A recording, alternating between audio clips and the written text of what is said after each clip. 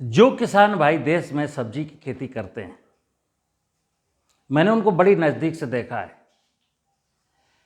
सब्जी का किसान आज बैंगन तोड़ा, 2000 रुपये का बैंगन मंडी में बेच के आया और जब लौटा तो रास्ते से 500, 600, 700 रुपये का पेस्टिसाइड लेके आया। अगले सप्ताह फिर फसल तोड़ा। एक छोटा सब्जी उत्पादक व्यक्ति किसान हर सप्ताह 2000, 3000 की सब्जी मंडी में बेच के आता है और जब वापस आता है तो उससे 500, 800, 1000, 1200 रुपये का पेस्टिसाइड लेके आता है। ये सच्चाई है। फिर भी कई बार उसकी फसल की बीमारी ऐसी लग जाती है कि नहीं खत्म होती। तो ऐसे किसानों के लिए, और ये नुस्खा आज के 18 साल पहले मुझको मिला था। महाराष्ट्र के एक किसान हैं, संत पुरुष हैं वो, मैं उनका नाम नहीं बता सकता, लेकिन उनकी एक किताब आती गौ ग्रास, गौ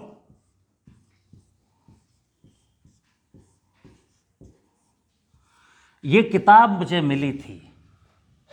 उसमें संजीवनी खाद का नुस्खा था। इसको मैंने इस बुंदेलखंड में बहुत हाईलाइट किया और इसके जो रिजल्ट हैं, अब रिजल्ट मैं आपको एक बता देता हूँ। एक ब्रजेश शुक्ला किसान है, बघौरा तालबेहट के पास का। क्योंकि मैंने आपको पिछली वीडियो बताया कि बुंदेलखंड के करीब करीब 10-12 हज़ार लोग हमारी बात पर अक्षरशः विश्वास करते थे। फॉलोवर बहुत थे कि जो सचान साहब कह रहे हैं उसमें बात में दम है। तो मैं ये संजीवनी खाद अपना चलाता रहता था। मटका खाद, इसका मैंने लोकल नाम दिया था मटका खाद, मटके में बन जाती है ना। देखिए आप, जिसके पास एरिया कम है तो उसके लिए क्या था,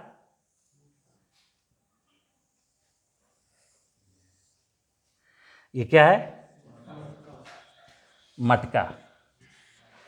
मटके में चूंकि बनती थी इसके लिए इसका नाम रख दिया मटका खाद।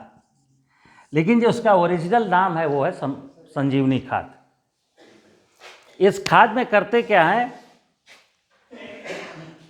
गोबर, अब देखिए जब गोबर गौमूत्र शब्द आता है, जब कहते हैं गौमूत्र एकत्र करो, भाई क्यों करो, मूत्र को जब गोबर में ही मिलाना है। समझना बात को। एक गाय ने गोबर किया, बैठी हुई है, खड़ी हुई यूरिन कर दिया। कहां कर दिया, वहीं गोबर के ऊपर कर दिया। हम जब गोबर उठाते हैं तो उसके साथ अगर कच्ची जमीन है तो हल्की सी मिट्टी की 1-2 इंच 1-8 सेंटीमीटर की परत आती है। तो मूत्र कहां है, मूत्र तो उसी गोबर और मिट्टी में है। तो हमको अलग से गोबर कलेक्शन की, गौमूत्र कलेक्शन की जरूरत क्या है। तो चूंकि गौमूत्र इकट्ठा करना बहुत टिपिकल है, हालांकि उस साइंस में लिखा था कि 10 लीटर गौमूत्र और 10 किलो गोबर। लेकिन अब फिर वही बात है, कोई व्यवहारिक बात ऐसी कहो जो किसान को मान ले और उसको अडाप्ट करने में आसानी हो। तो अब गौमूत्र जब हम कहेंगे तो फिर जो मैंने कहा कई हजार किसान मेरी बात मान लेते थे। लेकिन अगर मैं तब कहता गौमूत्र तो आदमी बिचक जाता है, बड़ा टेढ़ी खेड़ है साहब। बाबूजी 10 लीटर गौमूत्र इकट्ठा करने के लिए तो हमको 1 महीना जो है गाय के पीछे ही खड़े रहना पड़ेगा। ठीक है ना, सरल विधि है। गौमूत्र गया कहाँ, जब गौमूत्र को गोबर में ही मिलाना है तो गोबर में तो मिल ही गया, गोबर उठाओ। गाय और भैंस का भी झंझट नहीं। मैंने कहा 15 केजी गोबर, 5 केजी निमौली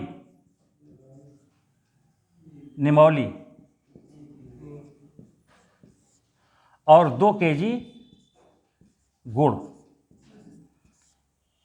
ये संजीवनी खाद का नुस्खा है। अब आप समझना क्या है। गोबर ताज़ा, गोबर ताज़ा, घूरे वाला नहीं जो पशु ने अभी किया है, क्योंकि उसी में यूरिन की संभावना है। तो 15 किलो गोबर, 5 किलो निमौली, और निमौली माने नीम का बीज, मिंगी। अगर नहीं है तो फिर 10 केजी पत्ती, नीम की पत्ती। आप पत्तियों को, निमौली को कुचल लो और साथ इस मटके में भर दो। हालांकि हम ये नहीं कहते कि आप मटका ही यूज करें, आप एक प्लास्टिक का टंकी यूज कर सकते हैं ऐसे। तो इसमें क्या किया, 15 केजी गोबर और 10 केजी पत्ती नीम की, 2 केजी गुड़ इसमें आप डाल दीजिए। चूंकि गाढ़ा गाढ़ा है, गाढ़ा गाढ़ा है, इसको तरल रूप में परिवर्तित करने के लिए, फर्मेंटेशन लायक बन जाए, सॉलिड ना रहे, पानी डाल दीजिए अपनी मर्जी से, 10-12 लीटर, जैसे लिक्विड टाइप का दिखाई दे घोलने पर। गर्मी के सीजन में, अगर गर्मी का मौसम है तो 7 दिन रखना है बस, और सर्दी का मौसम है तो 15 दिन, क्योंकि गर्मी में फर्मेंटेशन फास्ट होगा, सर्दी में थोड़ा स्लो होगा। अब आपकी 15 दिन में बन गई क्या, संजीवनी खाद। एक शब्द आता है, कई बार लोग हमसे रोज यूट्यूब में प्रश्न पूछते हैं कि सचान साहब, इस जीवामृत में अगर मैं एरोबिक डाल दूं तो, मतलब एरोबिक माइक्रोब्स। अब हम किसका कैसे उत्तर दें, इतने कन्फ्यूजन है कि एरोबिक सरफेस में, सॉइल के ऊपर, प्लांट के ऊपर वर्क करता है, अनएरोबिक जमीन के नीचे वर्क करता है। एरोबिक के अलग फंक्शन है, अनएरोबिक के अलग फंक्शन है। अब जीवामृत में भी लोग कहते हैं अगर इसमें एरोबिक बैक्टीरिया और ऐड कर दें तो हम कैसे करें, चूँकि साइंस में ऐसी बातें आ रही हैं, साइंस के किस किस बात को मैं काटूं। मैं तो रुक तो जाओ, पूरी बात सुन तो लो, अभी मैंने कहाँ बताया। तो ये क्या हुआ कि यहां क्या डेवलप हो रहा है, जो हम जीवामृत बनाते हैं उसमें हम जंगल की मिट्टी, पेड़ की मिट्टी लाते हैं, वहां अनएरोबिक बैक्टीरिया का खेल है, और उस खाद को मैं जमीन में डालता हूं ताकि भूमि की उर्वरा शक्ति बढ़े। ये जो मैं बना रहा हूं, ये जमीन के लिए नहीं बना रहा हूं, ये मैं आपके मिर्च और टमाटर के लिए बना रहा हूं। तो ये जो मटेरियल है, इसको आप छानेंगे कपड़े से। 2 चीजें, अगर आपको स्प्रे मशीन से इसको स्प्रे करना है तो मार्किन के कपड़े की 4 लेयर लगा करके छानेंगे, और इसको छानने में लगेगा टाइम, तो इसमें आपको फिर अगेन पानी में, कितने दिन बाद जो है इसको छानना है? देखिए ना, मैंने लिखा गर्मियों में 7 दिन, सर्दी में 15 दिन। गर्मियों में 7 दिन, सर्दियों में 15 दिन। ये पूरी खाद आपके 1 एकड़ फसल के लिए है। 1 एकड़ सब्जी वाले जो ग्रोवर हैं, अब सुनना, मैं कमाल करके देख लेना इसको, आप अपने खेत में जब अपनाएंगे और आपको तब रिजल्ट मिलेंगे, तब बताना। तो क्या करना है, इस पूरे मटेरियल को मैंने कपड़े से छान लिया। छानने में बहुत टाइम लगेगा, बहुत टाइम लगेगा, 6 घंटा 8 घंटा भी लग सकता है अगर मशीन से छिड़कना है तो। अगर नीम के झोंके से पत्तियों में ऐसे डालना है तो छानना ही नहीं है। तो क्या करेंगे, ये जो मटेरियल मेरे पास है, ये अंदाज से अगर ये 15 किलो और 10, 15, 10 और 2, 17, तो ये हो गया, नहीं 27। आप इसमें जब पानी, मैंने कहा था पानी डाल लेना 10-12 लीटर, जितना टंकी खाली हो लिक्विड बनाना। छानेंगे तो 10-12 लीटर आपको लिक्विड मिलेगा, उसमें 10 गुना पानी मिलाइए, 10 टाइम्स, 100 लीटर हो गया। अब इस 100 लीटर पानी को, जो लिक्विड बचा, इसको आप क्रॉप के ऊपर स्प्रे करिए। पौधा चाहे छोटा हो बड़ा हो, आप इसको 20 दिन पर अगर स्प्रे करते हैं, 15 से 20 दिन के अंदर, 15 से 20 दिन के अंतराल पर अगर आप स्प्रे करते हैं, तो आप क्या पाएंगे? आप पाएंगे ना कोई बीमारी है, ना कोई कीड़ा है, फसल बहुत शाइनिंगदार है, और ये जो इसकी उपज है उसकी कीपिंग क्वालिटी,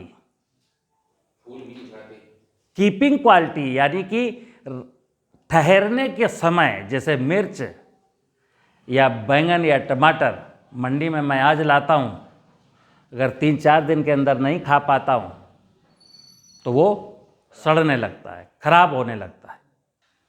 जिस खेत में संजीवनी खाद का स्प्रे हो रहा है वो फसल खराब नहीं होगी, पेस्टिसाइड नहीं है। और एक उदाहरण बता के आपको ये बात ख़त्म करता हूँ कि ब्रजेश शुक्ला जो किसान था,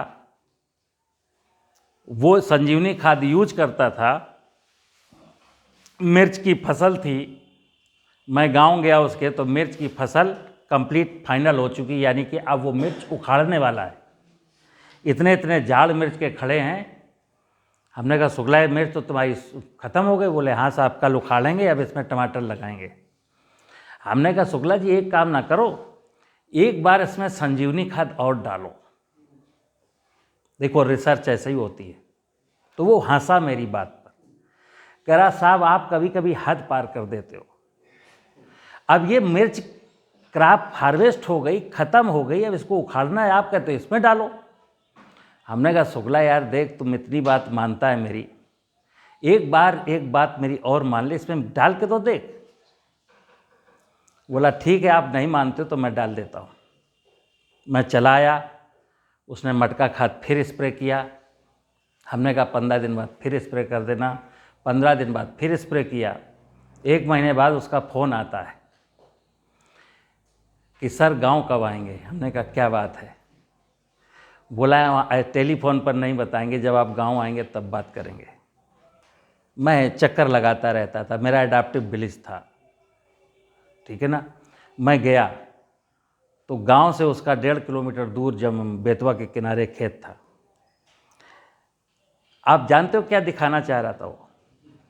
इतनी बम्पर क्रॉप थी 25 दिन के बाद। तो अभी तो मैंने क्रॉप देखी, अभी उसकी मार्केटिंग नहीं देखी। लास्ट जानते हो क्या हुआ? कह रहा साहब मुख्य फसल बेची थी मैंने 17,000 की, ये फसल बेची है 31,000 की। और सुनिए, फिर उसके बाद मैं 15 दिन के लिए राजस्थान जा रहा था, तो मैं घर से निकलने वाला था अटैची लेकर के। वो आ गया, 3 खीरा था, आधा किलो मिर्च थी। हमने कहा शुक्ला मैं तो जा रहा हूँ जोधपुर। कह रहा साहब वो हमें मालूम नहीं था, आप रख लीजिए। तो हमने कहा खीरा तो मैं रास्ते में खा लूँगा, मिर्च लेता जा, खराब हो जाएगी। क्योंकि मिर्च मेरी खराब होती है, रोज़ाना फ्रिज से मैं 10-20 मिर्चें निकाल के फेंकता हूँ। तो बोला साहब ये कहाँ खराब होगी, आप ही तो कहते हो कीपिंग क्वालिटी इसकी अच्छी है। मुझे दिमाग आया, हमने कहा चल ठीक है, ला फ्रिज में डाल देता हूँ। फ्रिज में डाल दिया, खीरा रास्ते में खाया। 15 दिन के बाद जोधपुर से लौट के आया, और आप विश्वास नहीं करेंगे, 1 महीने मैंने वो मिर्च खाए, एक भी मिर्च मैंने फेंकी नहीं, ठीक है ना। तो ये संजीवनी खाद है, जो सब्जी की खेती करते हैं इसको आप जरूर अपना के देखिएगा, ठीक है ना। कौन कौन अपनाएगा? करके देखना, कोई बात नहीं, खेत में डाल दीजिए, ठीक है ना, वो खेत में डाल